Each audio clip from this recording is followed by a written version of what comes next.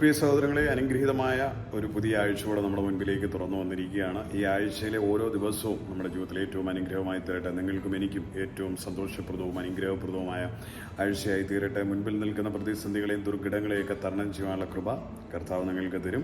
ഈ ആഴ്ച നിങ്ങളുടെ അനുഗ്രഹത്തിൻ്റെയും സന്തോഷത്തിൻ്റെയും ദിനങ്ങളായി മാറട്ടെ. ദൈവിക സാക്ഷ്യങ്ങളുടെ വലിയ ദിനമാകട്ടെ. ദൈവം അത്ഭുതകരമായി നടത്തിയ അത്ഭുത സാക്ഷ്യങ്ങളെ പ്രാപിക്കുന്ന ഒരാഴ്ചയായി ഈ ആഴ്ച മാറട്ടെ എന്ന് ഞാൻ ഹൃദയംഗമായി ആഗ്രഹിക്കുകയും പ്രാർത്ഥിക്കുകയും ചെയ്യുകയാണ്. വളരെ വേഗത്തിൽ ഒരു വചനഭാവം വായിക്കുവാൻ ആഗ്രഹിക്കുന്ന എഫേസ്യർക്ക് എഴുതിയ ലേഖനം 3-ാം അധ്യായത്തിൻ്റെ 6-ാമത് വാക്യമാണ്. 6-7 വാക്യങ്ങളാണ്. അതോ ജാതികൾ സുവിശേഷത്തിൽ ക്രിസ്തു യേശുവിൽ കൂട്ടവകാശികളും ഏകശരീരസ്ഥരും വാഗ്ദത്തത്തിൽ പങ്കാളികളും ആകണം എന്നുള്ളത് തന്നെ ഒരു മർമ്മം പറയുകയാണ്. സ്വന്തം ഇങ്ങനെയാണ് പറയുന്നത്. ആ മർമ്മം ഇപ്പോൾ അവൻ്റെ വിശുദ്ധ അപ്പോസ്തലന്മാർക്കും പ്രവാചകന്മാർക്കും ആത്മാവിനാൽ വെളിപ്പെട്ടതുപോലെ പൂർവ്വകാലങ്ങളിൽ മനുഷ്യർക്കറിവായിരുന്നില്ല. ആ മർമ്മമാണ് ഈ പറയുന്നത്. അതായത് ജാതികൾ സുവിശേഷത്തിൽ ക്രിസ്തു യേശുവിൽ കൂട്ടവകാശികളും ഏകശരീരസ്ഥരും വാഗ്ദത്തത്തിൽ പങ്കാളികളും ആകുന്നു എന്നുള്ളതാണ് ആ മർമ്മം. സ്തോത്രം. ആ സുവിശേഷത്തിന് ഞാൻ അവൻ്റെ ശക്തിയുടെ വ്യാപാരപ്രകാരം എനിക്ക് ലഭിച്ച ദൈവത്തിൻ്റെ കൃപാദാനത്താൽ ശുശ്രൂഷക്കാരനായി തീർന്നു. അപ്പോൾ പൗലോസ് അപ്പോസ്തലൻ ശുശ്രൂഷകനായി തീർന്നിരിക്കുന്ന കാര്യം പറയാം. ജാതികൾക്ക് വേണ്ടിയാണ് താൻ ശുശ്രൂഷകനായി തീർന്നിരിക്കുന്നത്. കാരണം എന്താണെന്ന് വെച്ചാൽ ജാതികൾ സ്വന്തം ജനം കർത്താവായ യേശു ക്രിസ്തുവിനെ തള്ളിയപ്പോൾ അവൻ ജാതികൾക്ക് ആ രക്ഷ ഒരുക്കുവാനിടയായി തീർന്നു. ആ ജാതികൾക്കൊരുക്കിയ ആ രക്ഷയുടെ മർമ്മം പറയുകയാണ്. സുവിശേഷത്തിൽ ക്രിസ്തു യേശുവിൽ കൂട്ടവകാശികളും ഏക ശരീരസ്ഥരും വാഗ്ദത്തത്തിൽ പങ്കാളികളുമാണ്. അപ്പോൾ ജാതികളായിട്ടുള്ളവർ ക്രിസ്തു യേശുവിൽ കൂട്ടവകാശികളാണ് എന്ന് പറഞ്ഞാൽ സ്വതന്ത്രം കർത്താവ് പറഞ്ഞ അബ്ബാ പിതാവേ എന്ന് വിളിക്കുവാനുള്ള പുത്രത്വത്തിൻ്റെ അവകാശം ജാതികളായവർക്കും ലഭിക്കപ്പെട്ടിരിക്കുകയാണ് ക്രിസ്തു യേശുവിലൂടെ. അതാണ് അതിൻ്റെ മർമ്മം. അവർ വാഗ്ദത്തങ്ങളിൽ പങ്കാളികളുമായി തീരുകയാണ്. ഏക ശരീരസ്ഥരുമായി തീരുകയാണ്. ക്രിസ്തുവിൽ ഏക ശരീരസ്ഥരും വാഗ്ദത്തത്തിൽ പങ്കാളികളുമായി തീരുകയാണ്. സ്തോത്രം. അപ്പോൾ കർത്താവായ യേശു ക്രിസ്തുവിലൂടെ ജാതികൾക്കുണ്ടായ ഈ ഭാഗ്യത്തെപ്പറ്റി, ഈ മർമ്മം ജാതികളിടയിൽ സുവിശേഷീകരിക്കാനുള്ള ശക്തി, സ്തോത്രം, പൗലോസ് അപ്പോസ്തലനൊക്കെ ദൈവത്തിൻ്റെ കൃപയാൽ തിരഞ്ഞെടുത്ത് ഏൽപ്പിക്കപ്പെട്ടിരിക്കുന്നു എന്നുള്ളതാണ് സ്തോത്രം ഈ വചനഭാഗത്തിൽ പ്രതിപാദിക്കുന്നത്. ഇന്ന് പകൽ സ്തോത്രം അതിനകത്തുനിന്ന് നമ്മളോട് സംസാരിക്കുന്ന കാര്യം എന്നാന്ന് ചോദിച്ചാൽ, ജാതികളായിരുന്ന നമുക്ക് വേണ്ടി സുവിശേഷത്തിൻ്റെ ശക്തി പ്രദർശിപ്പിക്കപ്പെട്ടിരിക്കുന്നു. ഇന്ന് പകൽ എന്നെ കേട്ടുകൊണ്ടിരിക്കുന്ന പ്രിയമുള്ളവരെ, സ്തോത്രം, ആ സുവിശേഷത്തിന് ഞാൻ അവൻ്റെ ശക്തിയുടെ വ്യാപാരപ്രകാരം, കർത്താവായ യേശു ക്രിസ്തുവിൻ്റെ ശക്തി, അതിൻ്റെ വ്യാപാരപ്രകാരം, സ്തോത്രം, എനിക്ക് ലഭിച്ച ദൈവത്തിൻ്റെ കൃപാദാനത്തെ ശുശ്രൂഷക്കാരനായി തീർന്നിരിക്കുന്നു. അപ്പോൾ ജാതികളോടുള്ള സുവിശേഷീകരണത്തിനുള്ള ദൈവത്തിൻ്റെ ഒരു പ്രത്യേക അഭിഷേകവും ശക്തിയും പൗലോസ് അപ്പോസ്തലന്മേൽ പകർന്നിരിക്കുകയാണ്. സുവിശേഷം എന്ന് പറയുന്നത് അത് ശക്തിയാണ്, അത് വ്യാപരിക്കുന്നതാണ്. സുവിശേഷം ഒരാൾ ചുമ്മാ പറയുന്നതല്ല. സുവിശേഷം ഒരു ശക്തിയായി അതിൽ വ്യാപരിക്കുകയാണ്. കർത്താവായ യേശു ക്രിസ്തുവിൻ്റെ നാമത്തെ ഉയർത്തുവാൻ, ജാതികളിലേക്ക് പകർന്നു കൊടുക്കുവാൻ. ചിലർ വളരെ ധീരതയോടെ സുവിശേഷം പറയുന്ന കാക്കാമല്ലേ, എന്നാൽ ചിലർ പൊതുമധ്യ സുവിശേഷം പറയാൻ ലജ്ജിക്കുന്ന കാണാമല്ലേ, ചിലർ ഭയപ്പെടുന്ന കാണാമല്ലേ, ചിലർ സഭാഹോളിനുള്ളിൽ മാത്രം വീരവാദം ഉയർത്തുന്ന കാണാമല്ലേ, സ്വന്തം ജനത്തിനിടയിൽ മാത്രം നിന്ന് സ്വന്തം ഭയങ്കര ദൈവത്തെപ്പറ്റി പറയുകയും അവരെല്ലാം കൂടെ ഇരിക്കുന്നവരെ വിമർശിക്കുക, അവരാരും സ്വർഗത്തിൽ പോകുകയെന്നൊക്കെ പറഞ്ഞ് ഭീഷണിപ്പെടുത്തുന്ന കാണാമല്ലേ. അവർക്ക് ധൈര്യമില്ലാത്തത് കൊണ്ടാണ്. സുവിശേഷം ഒരു ശക്തിയാണ്. സുവിശേഷം പ്രസംഗിക്കുവാനുള്ളത് ആ ശക്തിയും ധൈര്യവും ദൈവത്തിൻ്റെ കൃപയാണ്. അത് പകരപ്പെട്ടവർക്ക് മാത്രമേ സ്തോത്രം, അത് പ്രാപിച്ചവർക്ക് മാത്രമേ സ്തോത്രം പൊതുവായി സുവിശേഷം പ്രസംഗിക്കാൻ കഴിയത്തുള്ളൂ. സ്തോത്രം. അതാണ് പൗലോസ് അപ്പോസ്തലന്മേൽ ദൈവത്തിൻ്റെ കൃപാദാനം നൽകിയിരിക്കുകയാണ്. സുവിശേഷത്തിൻ്റെ ശക്തി തന്നിൽ വ്യാപരിക്കുക. ജാതികളോട് സുവിശേഷം പറയാൻ. എന്താണ് ജാതികളോട് സുവിശേഷം പറയുന്നത്? അവർ ദൈവത്തിൻ്റെ കൂട്ടവകാശികളായിരിക്കുന്നു, ദൈവത്തിൻ്റെ വാഗ്ദത്തങ്ങൾക്ക് അവകാശികളായിരിക്കുന്നു, ഏക ശരീരമായി ക്രിസ്തുവിൽ അവർ ചേർന്നിരിക്കുന്നു എന്ന് ലോകത്തോട് പറയുകയാണ്. നമ്മൾ പറയുന്നത് എങ്ങനെ? അവർ പല ദൈവങ്ങൾ, അവർക്കും ദൈവം ഉണ്ടല്ലോ, അവരും ഓരോ വിശ്വാസമുള്ളവരാണ്. നമ്മൾ അവരോട് പോയി പറഞ്ഞ് എന്തിനാണ് സ്വതന്ത്രം വിഷയം ഉണ്ടാക്കുന്നത്? സ്വതന്ത്രം നമുക്കിങ്ങനെ ആരും അറിയാം. നമ്മൾ നമ്മുടെ ആൾക്കാരെല്ലാവരുടെ ഉണ്ട്. അവരോട് ദൈവവചനം പറഞ്ഞ് ദൈവത്തെ ആരാധിച്ച് എങ്ങനെയും കർത്താവ് വരുമ്പോൾ പോയാൽ മതി. അങ്ങനെ പലരുടെയും ദൈവ ശുശ്രൂഷകരുടെയും ദൈവമക്കളുടെയൊക്കെ ഒരു ആറ്റിറ്റ്യൂഡ് അങ്ങനെയായി മാറിയിരിക്കും ഈ കാലഘട്ടത്തിൽ. പഴയ കാലഘട്ടത്തിൽ ഈ കാലഘട്ടത്തിൽ ഏറ്റവും അധികമായി മാറി. കാരണം ഇത് നമ്മൾ പുറത്ത് പറയേണ്ട കാര്യമാണോ? എല്ലാവർക്കും ദൈവം ഉണ്ടല്ലോ, നമ്മൾ നമ്മുടെ കാര്യം അറിഞ്ഞമല്ലോ, സൗണ്ട് പ്രൂഫ് റൂം ഉണ്ടാക്കി അതിനകത്തിരുന്ന് ആരാധിക്കുക. കാലഘട്ടം ഒരുപാട് മാറി. സമൂഹത്തെ ഭയക്കുന്നു, രാജ്യങ്ങളെ ഭയക്കുന്നു, നിയമങ്ങളെ ഭയക്കുന്നു. സ്വതന്ത്രം ദൈവിക ശുശ്രൂഷകൾക്ക് ഒരുപാട് ലിമിറ്റേഷൻസ് വന്നിരിക്കുന്ന ഒരു കാലഘട്ടമാണ്.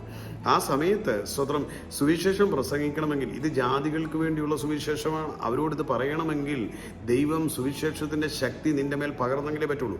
ദൈവത്തിൻ്റെ ശക്തി, സുവിശേഷമാകുന്ന ശക്തി നിന്നിൽ വ്യാപരിച്ചാൽ മാത്രമേ ഉള്ളൂ. അതൊരു കൃപാദാനമാണ്. ദൈവത്തിൻ്റെ ആ കൃപാദാനം പ്രാപിച്ചാൽ മാത്രമേ ഉള്ളൂ സുവിശേഷം പ്രാഗൽഭ്യത്തോടെ ഘോഷിക്കാൻ കഴിയത്തുള്ളൂ. അതാണ് നമുക്ക് ഈ തിരുവചനത്തിൽ നിന്ന് ഈ പ്രഭാതത്തിൽ പരിശുദ്ധാത്മാവ് എന്നോടും നിങ്ങളോടും പങ്കുവയ്ക്കുന്നത്. ഇപ്പോൾ സുവിശേഷം പറയുക എന്ന് പറഞ്ഞാൽ സുവിശേഷത്തിൻ്റെ ശക്തിയെ ആർജിച്ചവർക്കേ പറ്റത്തുള്ളൂ. അത് കർത്താവായ യേശു ക്രിസ്തുവിൽ നിന്ന് പ്രാപിക്കപ്പെടുന്നതാണ്. അത് ദൈവത്തിൻ്റെ കൃപയാണ്. അത് പ്രാപിക്കണമെങ്കിൽ ക്രിസ്തുവിനെ പറയണം.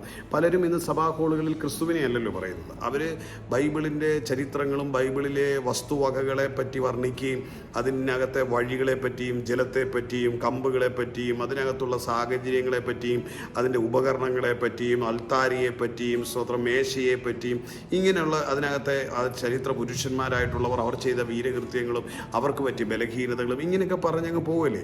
കാരണം അവരുടെ മേൽ സുവിശേഷത്തിൻ്റെ ശക്തിയില്ല. അവർ ക്രിസ്തുവിനെ അറിയുന്ന പോലെ അറിയുന്നില്ല. ക്രിസ്തുവിനെ നാം അറിഞ്ഞിരിക്കുന്നത് എന്തിനാ? ജാതികളോട് ഇത് പറയുവാൻ വേണ്ടിയാണ്. എന്നെ കേൾക്കുന്ന പ്രിയമുള്ളവരെ, ആരും ഇതിനകത്തുനിന്ന് ഒഴിവാക്കപ്പെട്ടവരല്ല.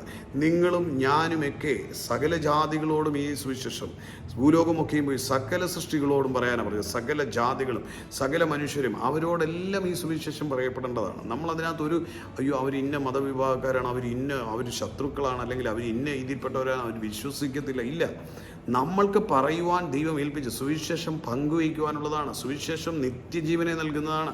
സുവിശേഷമാണ് പാപമോചനം നൽകുന്നത്. സുവിശേഷമാണ് സ്വതന്ത്രം ഏക സത്യമാർഗം പിതാവിങ്കിലേക്കുള്ളത്. അത് കർത്താവായ യേശു ക്രിസ്തുവാണ് സുവിശേഷം. ആ സുവിശേഷം പറയുവാൻ നമുക്ക് കഴിയുന്നില്ല എങ്കിൽ തീർച്ചയായിട്ടും ക്രിസ്തുവുമായി നമുക്കൊരു കൂട്ടായ്മയില്ല എന്നുള്ളത് തന്നെയാണ് അതിൻ്റെ സത്യം. ഭയലേശമെന്യേ ഭയരഹിതമായി സുവിശേഷം പ്രഘോഷിക്കുവാൻ, പങ്കുവയ്ക്കുവാൻ ഓരോ ക്രിസ്തുവിനെ അറിഞ്ഞവരും ഉത്തരവാദിത്തപ്പെട്ടവരാണ്. അത് അവരുടെ മേലുള്ള ദൗത്യമാണ്. അതിൽ നിന്നും നിരുപാധികം ഒഴിഞ്ഞു മാറുവാൻ കഴിയുന്നില്ല. പക്ഷെങ്കിൽ നമുക്ക് പറയാൻ കഴിയും നമ്മുടെ പ്രശ്നങ്ങൾക്ക് പരിഹാരത്തിന് വേണ്ടി നമ്മൾ വന്നത് അല്ല. നിങ്ങളുടെ പ്രശ്ന പരിഹാരമല്ല ഇവിടെ ആത്യന്തികമായ വിഷയം. അത് പരിഹരിക്കപ്പെടും. യേശുവെ വിളിക്കുന്ന ഒരാൾക്ക് അവരുടെ ബുദ്ധിമുട്ടുകൾ മാറപ്പെടും, അവരുടെ പ്രശ്നങ്ങൾക്ക് പരിഹാരമുണ്ടാവും. അത് നിശ്ചയം, അതിനകത്ത് യാതൊരു സംശയവുമില്ല. കർത്താവ് വന്നത് തന്നെ പിശാചിൻ്റെ പ്രവൃത്തികളെ അഴിപ്പാനാണ്. നിന്റെ ജീവിതത്തെ പിശാച് അറുത്തു മുടിച്ചിരിക്കുന്ന ഏത് സാഹചര്യമായിരുന്നാലും അതിൽ നിന്ന് ദൈവം കരകയറ്റും. പക്ഷേ അതിനേക്കാളെല്ലാം ഉപരി ഈ കർത്താവായ യേശു ക്രിസ്തു എന്ന സ്വാതന്ത്ര്യം, ഈ സത്യം, ഈ ഏക സത്യ ദൈവമായ ക്രിസ്തു, ഈ വഴി, സ്തോത്രം, ഈ ജീവന്റെ മാർഗം, ഇത് ജാതികളോട് പറയുവാൻ കർത്താവ് നമ്മളെ അഭിഷേകം ചെയ്തിരിക്കുക. അതിനുവേണ്ടിയുള്ള കൃപയാണ് നാം പ്രാപിക്കേണ്ടതും. അതാണ് ധൈര്യത്തോടെ ചെയ്യേണ്ട ജീവിതം. ഇത് ശക്തിയേറിയ ശുശ്രൂഷയാണെന്നാണ് പറയുന്നത്. എനിക്കതാണ് എന്നെ സ്പർശിച്ച ഭാഗം. സ്തോത്രം, ഈ മർമ്മം സ്വതന്ത്രം ജാതികൾക്ക് സുവിശേഷത്തിൽ ക്രിസ്തു യേശുവിൽ കൂട്ടവകാശികളും ഏക ശരീരത്തിലും വാഗ്ദത്തിൽ പങ്കാളികളും ആണ് എന്നുള്ളത് അവരെ പറഞ്ഞ് മനസ്സിലാക്കണം. ക്രിസ്തു യേശു ക്രിസ്ത്യാനിയുടെ ദൈവമല്ല. ജാതികളായിട്ടുള്ള സകലരോടും പറയണം അവരും ക്രിസ്തു യേശുവിൽ കൂട്ടവകാശികളാണെന്നും അവരുടെ ഓഹരിയാണ് ദൈവമെന്നും അവർ ക്രിസ്തുവിൻ്റെ ഏക ശരീരമാണെന്നും അവർ ദൈവത്തിൻ്റെ വാഗ്ദത്തങ്ങൾക്ക് കൂട്ടവകാശികളാണെന്നും അവരോട് പറയുവാനുള്ള അഭിഷേകവും ശക്തിയും നമ്മുടെ മേലുണ്ട്. നമ്മൾ ചെന്ന് അവർ ചെയ്യുന്നതെല്ലാം തെറ്റാണെന്നും അവരെ വിമർശിക്കുകയല്ല വേണ്ടത്. അവർ ദൈവത്തിൻ്റെ കൂട്ടവകാശികളാണെന്ന് അവരോടൊന്ന് പറഞ്ഞു കൊടുത്തേ. അവർ ദൈവത്തിൻ്റെ വാഗ്ദത്തത്തിൻ്റെ അവകാശികളാണെന്ന് അവരോടൊന്ന് പറഞ്ഞു കൊടുത്തേ. അവർ ദൈവത്തിൻ്റെ ഏക ശരീരമാണെന്നൊന്ന് പറഞ്ഞു കൊടുത്തേ. അവരും അബ്ബാ പിതാവേ എന്ന് വിളിക്കാനുള്ള പുത്രത്തിൻ്റെ ആത്മാവിനെ പ്രാപിപ്പാൻ യോഗ്യരാണെന്നൊന്ന് പറഞ്ഞു കൊടുത്തേ. അവിടെയാണ് സുവിശേഷത്തിൻ്റെ ശക്തി ഇരിക്കുന്നത്. എന്ന് പറയാണ്, ആ സുവിശേഷം ഞാൻ അവൻ്റെ ശക്തിയുടെ വ്യാപാരപ്രകാരം, ശക്തിയുടെ വ്യാപാരം നമ്മളിൽ വ്യാപരിക്കുന്ന ശക്തിയാണ് അല്ലേ, ശക്തിയുടെ വ്യാപാരം. അപ്പം പരിപൂരവും സപ്പോസിനുമേൽ വ്യാപരിക്കുന്ന സുവിശേഷത്തിൻ്റെ ശക്തിയുടെ വ്യാപാരം, ആ വ്യാപാരപ്രകാരം എനിക്ക് ലഭിച്ച ദൈവത്തിൻ്റെ കൃപാദാനത്തിൽ ശുശ്രൂഷകനായി തീർന്നു.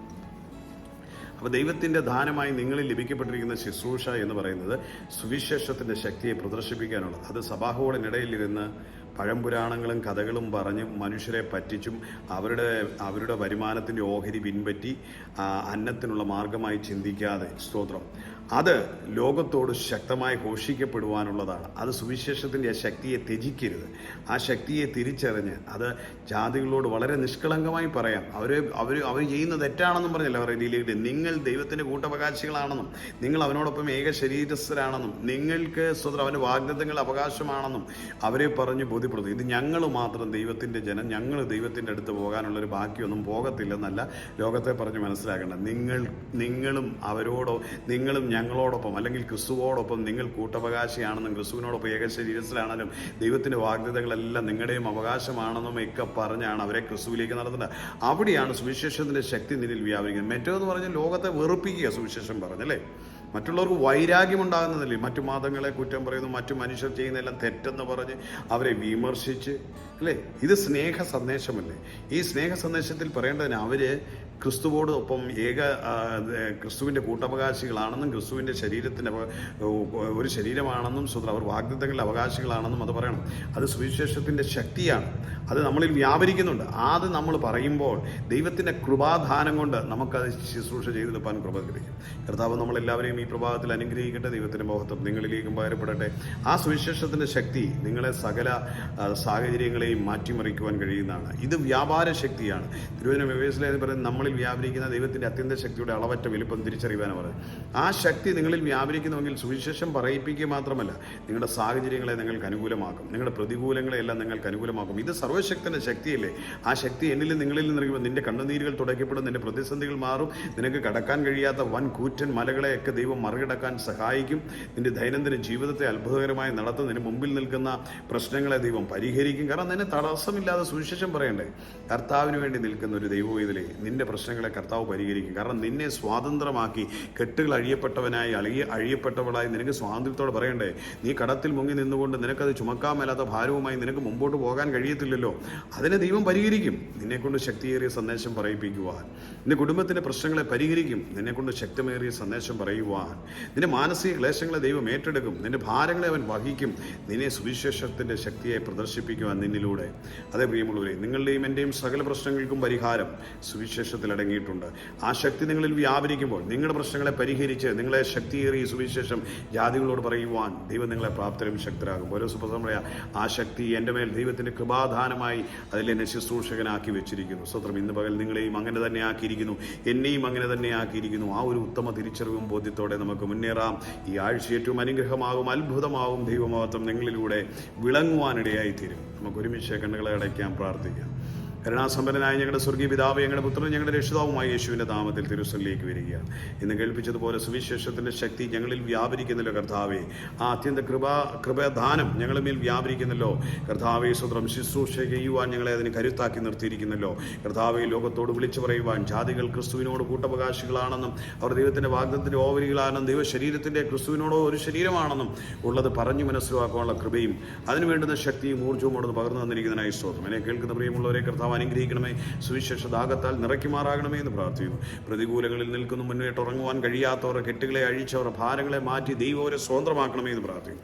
ഇന്ന് പകൽ ആരെങ്കിലും ഭാരത്തോടെ ആദ്യമായി കേൾക്കുന്നവരുണ്ടെങ്കിൽ കർത്താവേ, സമാധാനത്തിൻ്റെ ആത്മാവായിച്ച് ദുഃഖങ്ങളെ തുടയ്ക്കണമേ, വേർപാടിൻ്റെ വേദനകളിൽ നിന്ന് വിടുവിക്കണമേ, കുടുംബത്തിൻ്റെ തകർച്ചകളിൽ നിന്ന് കരകയറ്റണമേ, കണ്ണുനീരുകളെ തുടയ്ക്കുമാറാകണമേ, രോഗങ്ങളെ അവിടുന്ന് സൗഖ്യമാക്കണമേ, അവരുടെ ബുദ്ധിമുട്ടുകൾക്ക് പരിഹാരമാണമേ. ദൈനംദിന ജീവിതം പുലർത്തുവാൻ ബന്ധപ്പെടുന്നവരുണ്ടല്ലോ, അവരുടെ പ്രശ്നങ്ങൾക്ക് പരിഹാരം നൽകണമേ. തലമുറകളുടെ പ്രശ്നങ്ങളിൽ ആകുലചിത്തരായിരിക്കുന്നവരുണ്ടല്ലോ, സമാധാനത്തിൻ്റെ ആത്മാവരിലേക്ക് വ്യാപരിക്കട്ടെ. അവരുടെ കുഞ്ഞുങ്ങളെ സ്വതന്ത്രമാക്കണമേ എന്ന് പ്രാർത്ഥിക്കുന്നു.